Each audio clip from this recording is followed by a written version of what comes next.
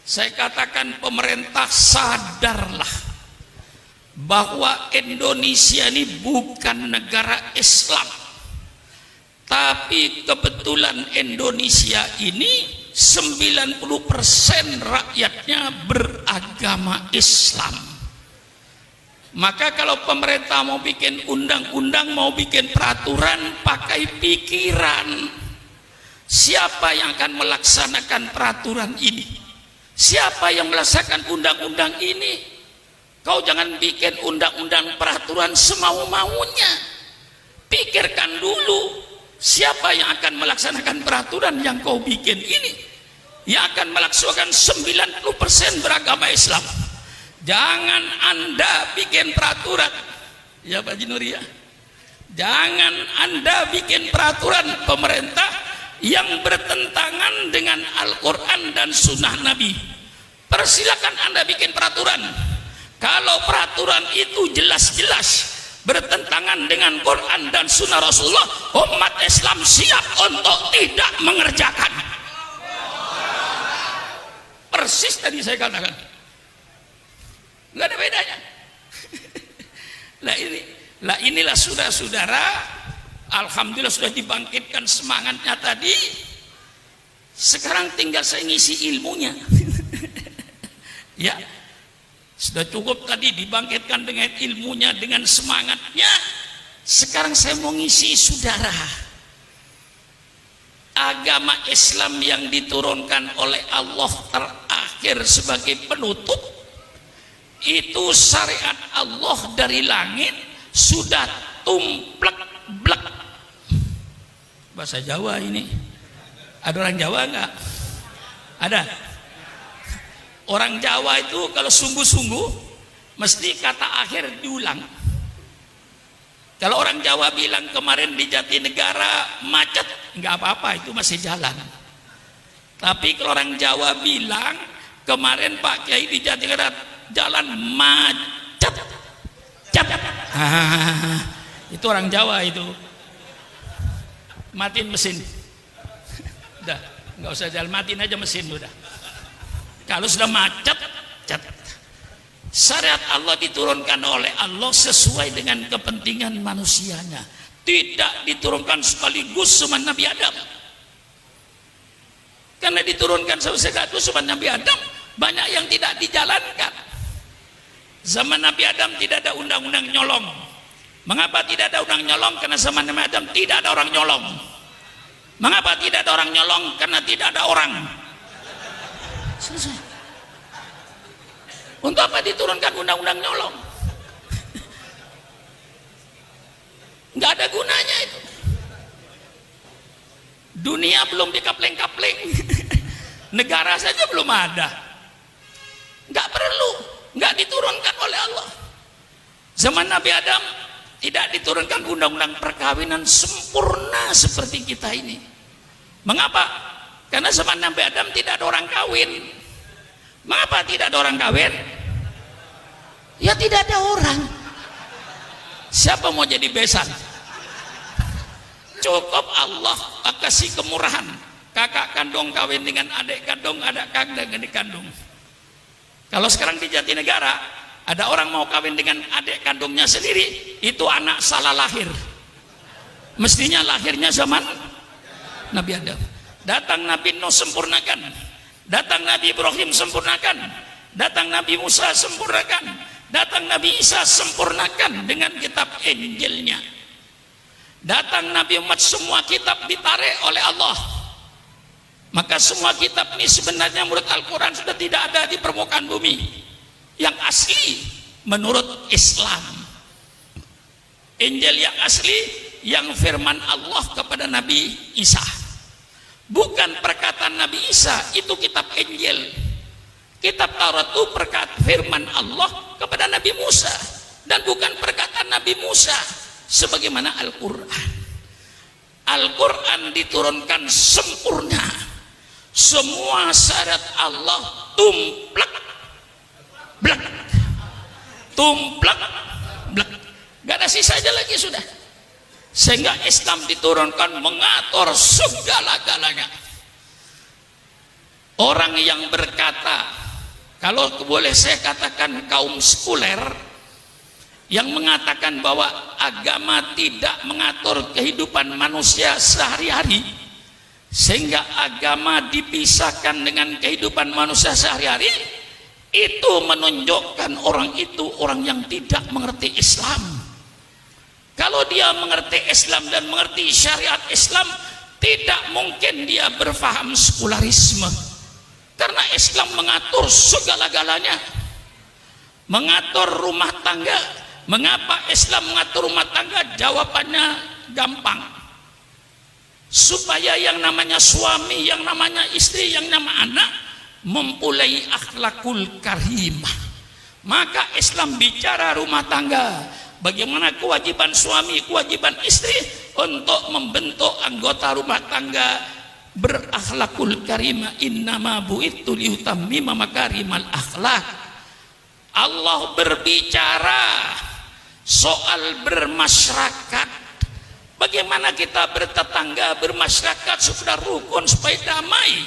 Kembalikan kepada ajaran Islam, mesti rukun, mesti damai.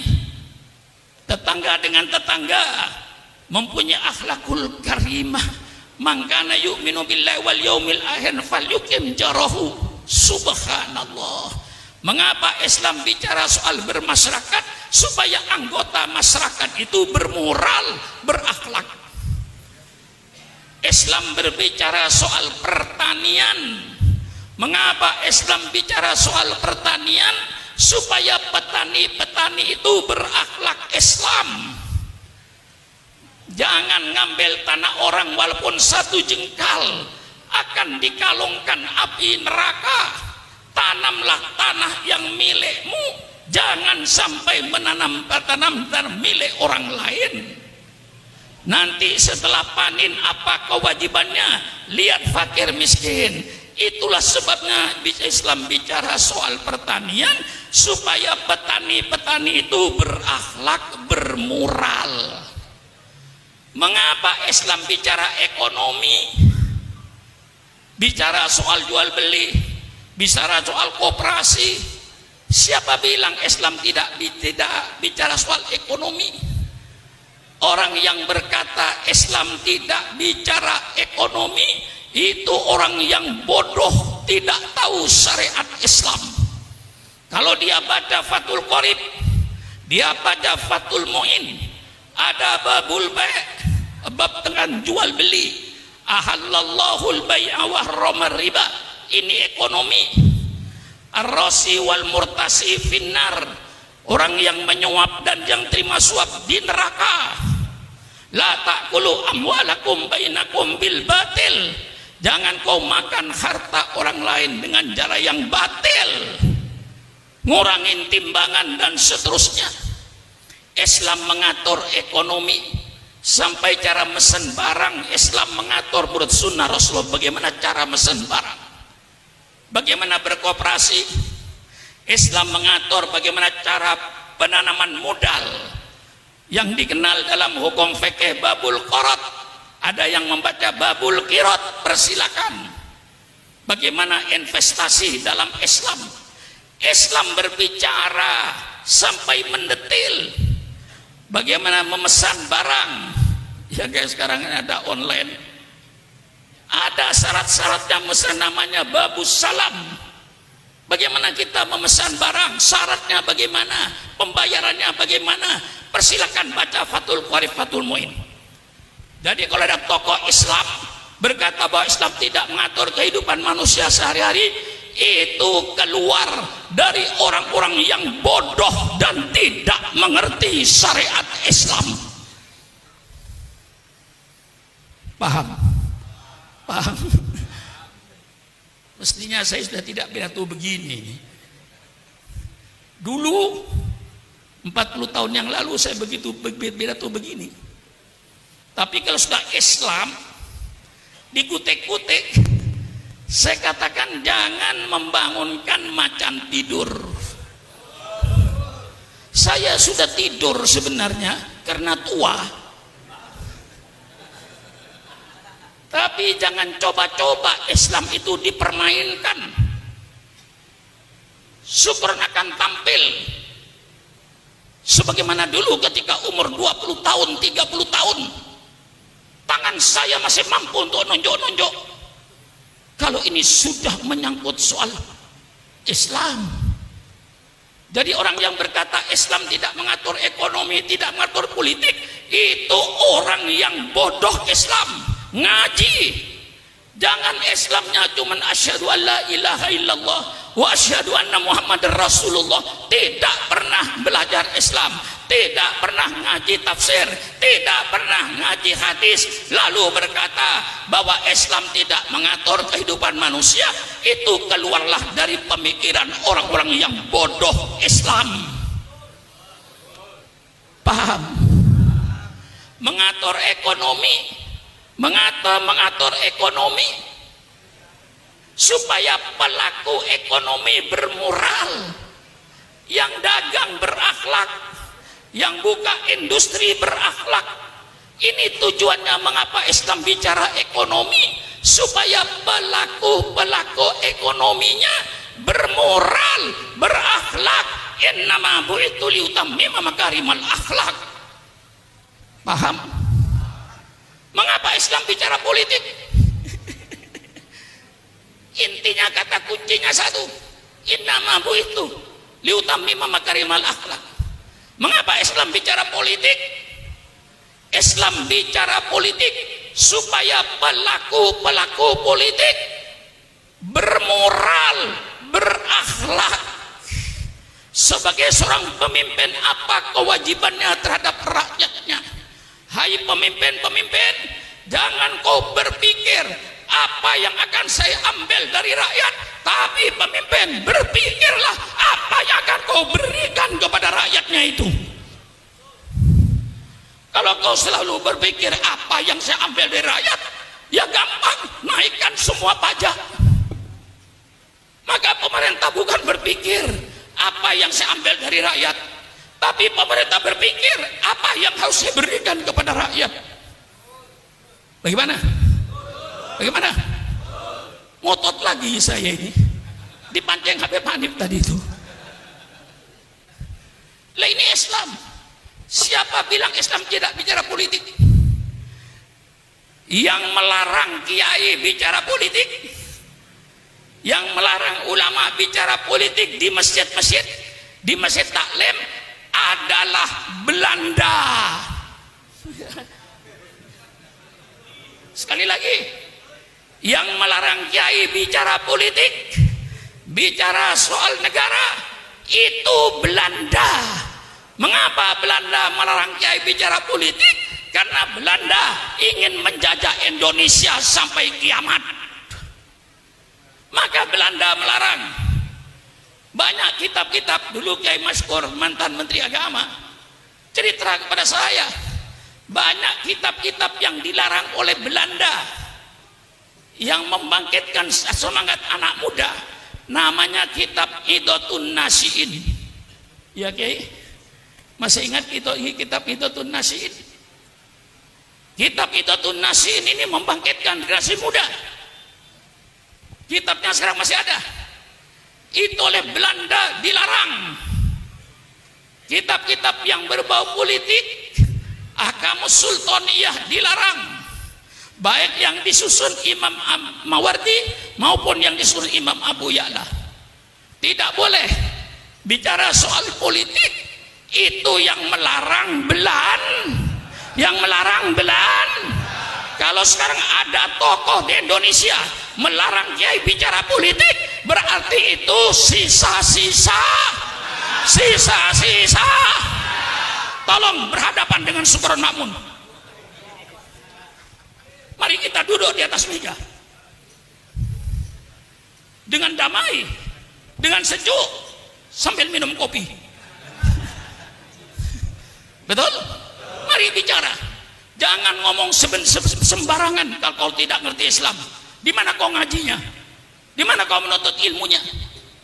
Mentang-mentang jadi tokoh, tidak pernah ngaji Islam, berbicara orang Islam. Ini yang merusak Islam di Indonesia ini.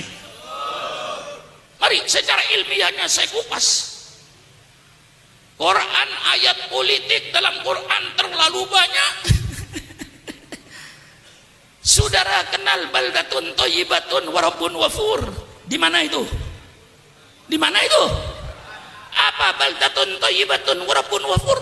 Negara yang baik, negara yang aman, negara yang damai, negara yang sejahtera. Itu dalam surat As-Saba. Itu tertulis dalam Al-Quran. Masih banyak ayat-ayat yang berbicara soal negara. Banyak. Saya kasih sebagian saja. Lau anna ahlal qura amanu wattaqau la fatahna alaihim barakatim minas sami walakin dzakadzabu fa'udnahum bima kanu yaksibun. Ini ayat bicara politik negara.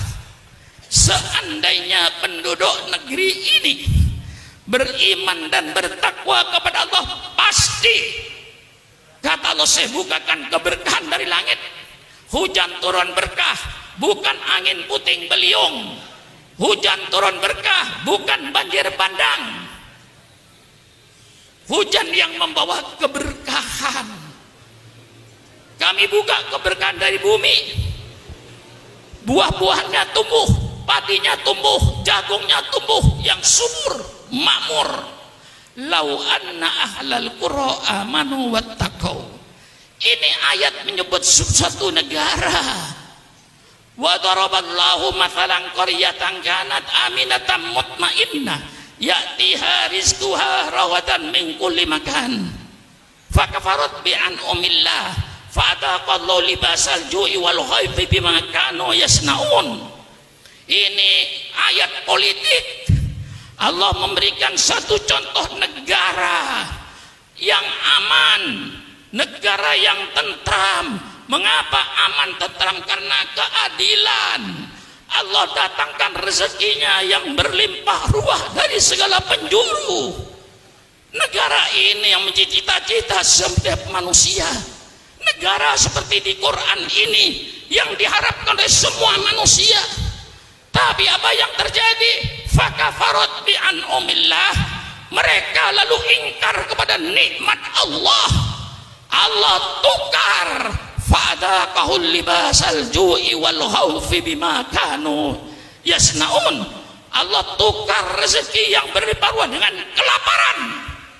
Berapa banyaknya bangsa ini sedang lapar hari ini. Subhanallah, subhanallah. Allah tukar keamanan dan ketenangan dengan kegelisahan. Lihat sekarang ini di Irian, di mana-mana tempat. Subhanallah, subhanallah. Allah bicara negara, malah Allah menceritakan lagi bagaimana Allah cara menghancurkan suatu negara. Ini terperinci dalam Al-Quran. Dalam Al-Quran terperinci. Idza aradna an nulika qaryatan amarna mutrafiha fafasaku fiha faqqa alahil qawlu fadammarnaha tadmira. Kalau Allah ingin menghancurkan suatu negara, apa yang Allah jadikan? Allah perintahkan orang-orang yang bergelimang dalam kenikmatan untuk taat kepada Allah, tapi mereka tidak taat kepada Allah. Orang-orang kayanya yang bergelimang dengan kenikmatan itu, mereka main perempuan, main judi, mabuk-mabukan segala larangan Allah. Itulah Allah hancurkan negeri itu. Kalau ini sudah terjadi, ada yang membaca tafsir itu bukan amarna, dibaca amarna. Kalau Allah ingin menghancurkan suatu negara, maka Allah jadikan pemimpin negaranya itu orang-orang yang bergelimang dalam kemewahan. Karena mereka sudah bergelimang dalam kemewahan, dengan makan duit rakyat, dia lupa kepada rakyatnya. Dia kerjakan kedoliman, dia kerjakan ketidakadilan. Disitulah Allah hancurkan negeri itu. Bagaimana? Ini nyumbang atau menduskan Habib Hamid pada saya ini. Ya karena saya orang tua, maka diletakkan belakang itu benar itu. Persilakan kayak bicara segala macam, bicara bebas. Syukur Mamun suruh terakhir mesti nyambung. Kayak asli pidato, saya belakangan nyambung. Setiap kiai pidato, saya belakangan nyambung. Tinggal nerusin aja. Maklum umurnya 81 tahun. Ya, bicara 8 apa? Saya ini pidato Habib Hanif sudah 53 tahun. Saya pidato sejak zaman Bung Karno. Saya sudah pidato melawan Bung Karno. Mestinya orang Betawi itu secara psikologisnya sudah bosan melihat saya. Mestinya bosan Anda. Masa lihat muka saya 53 tahun? Mendengar suara saya mulai saudara di ibtidaiyah, mulai di sanawiyah, sampai sekarang jadi kiai. Insya Allah Kiai Munawir asli itu mendengar pidato saya barangkali di sanawiyah waktu itu. Mendengar pidato saya, mestinya kiai sudah bosan mendengar suara saya ini. 52 tahun 3 bulan tahun suaranya itu aja, mukanya itu aja. Bosan enggak? Bosan enggak? Mengapa tidak bosan? Saya memberikan ini bahwa Islam itu bicara politik. Belanda yang melarang kiai bicara politik, maka saatnya para ulama, saatnya para habaib untuk bicara politik. Selamatkan NKRI ini, selamatkan Indonesia ini, selamatkan negara Republik Indonesia ini, supaya ulama kalau sayang negara, ulama bicaralah soal politik di masjid-masjid dengan syarat politik Al-Quran yang santun dan sopan, politik sunnah Rasulullah, politik yang santun dan sopan, bukan politik seperti sekarang ini yang penuh dengan hoak, penuh kebohongan, penuh ketidakadilan. Mari kita bikin politik yang sopan, politik yang santun, kembali politik yang sopan, politiknya Al-Qur'an.